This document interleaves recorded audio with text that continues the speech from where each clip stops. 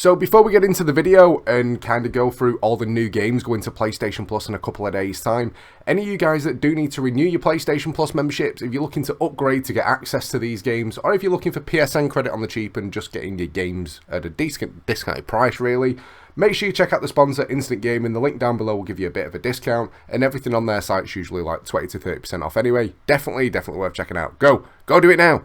So we've got some pretty exciting stuff. We're actually making a video about new games going to PlayStation Plus, but it's like the mid-month thing. It's like the first time I've got to do this properly, where the service is like fully actively being live and it's not kind of just going off rumours and stuff. But there's quite a few games getting added. There's a load of stuff that actually looks pretty damn cool as well. Some stuff I'm going to show snippets for, some stuff I'm just kind of show the genre, because if there's quite a few things being added, I don't want to do a million snippets for the video. But one of the first games is the one that we already kind of knew about, and it's a game called Stray. It's on PS4 and PS5. You're lost and alone, separated, can't speak today. Separated from your family, and you're a stray cat, and you've got to do puzzles by the sound of it. It's a third-person cat adventure game. Who knew that that's what we'd be saying? However, the look of it is very steampunkish, very cyberpunkish. Actually looks pretty cool, something that I'm actually really looking forward to trying out. Then we're getting Final Fantasy VII Remake Integrate PS5. Final Fantasy, you guys will be aware, I'm not majorly into it. Not something that I've ever kind of set my heart on. Even though, to be fair, I have played quite a few of them. Some of my friends play them, and I've jumped on the multiplayer fantasy, and that was okay. Just not something that personally I get excited for. Next up, Marvel's The Avengers, PS4 and PS5. To be fair, this isn't a massive shock or a surprise. Avengers, it's... For me personally, I was expecting a lot from it. When I heard the big RPG, leveling up, getting around, loot drops and all that gear collecting and sets and stuff, I was really excited.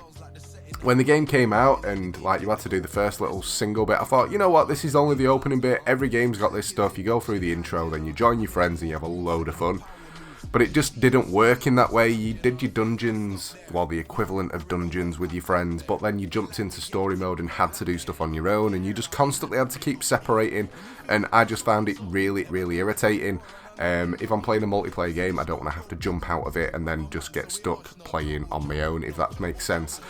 Now, the music that you can hear in the background, the sponsored track this week is a song called DNA Test. Actually pretty good, to be fair. I don't think I've used like an R&B hip-hoppy track as a background music. But leave a comment down below, let me know what you think. I'm going to be quiet for like 10-15 seconds so you can have a listen. Let me know what you think of my music choice. Motion. It must have been C-sharp.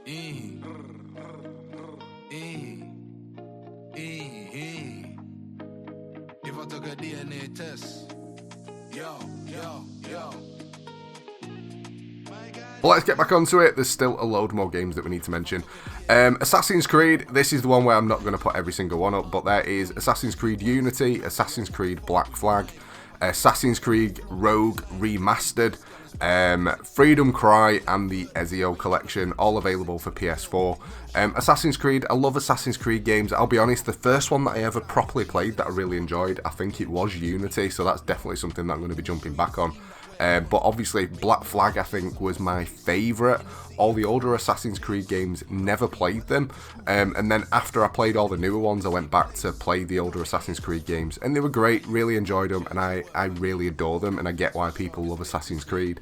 However, when it changed and it went to the Egypt and the Greek one, I think they changed it a little bit too much to the point it felt like a different game and I didn't enjoy it anymore. However, when you get to mess around as a Viking in the newest Assassin's Creed game, I thought that was done so well. I absolutely loved that game. Really decent addition. Everyone loves a bit of Assassin's Creed. Next up, Saints Row 4 re-elected, and Saints Row Get Out of Hell. Saints Row reminds me so much of like GTA, and it's kind of that game that I'll play just to mess around on. Obviously I've done the campaign, I've finished the game a few times over the years, but when you just jump on an open world game to mess around on, usually it's like GTA 5 or GTA Online. However, when you want to get stupid and crazy, it always goes to Saints Row. When you're beating people with dildos, or you've got a dubstep gun and you're just making people dance, the amount of weird stuff you can do on the game just makes it so much fun. Next up, Spirit of the North, the Enhanced Edition. Spirit of the North, if I remember it, there was a game like this that went on PlayStation Plus quite a long time ago. I know I may have got it mixed up with something else. But it is what it is. There's not going to be something that everybody likes on there. Next up, Ice Age Scat's Nutty Adventure.